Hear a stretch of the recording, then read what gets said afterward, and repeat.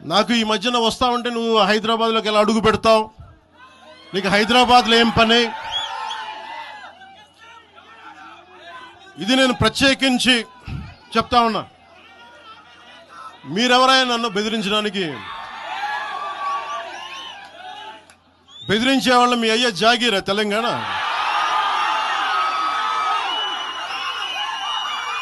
నా మీద దాడులు చేస్తా ఉన్నారు కదా. నాకు తెలంగాణలో బెదిరింపుల కంటే కూడా ఆంధ్రాలో బెదిరింపులు ఎక్కువ. నాకు తెలంగాణలో ఇంకా రానివ్వమంటారు నన్ను, ఆంధ్రాలో అయితే తల తీసేయనంటారు కోనసీమలో కొంతమంది.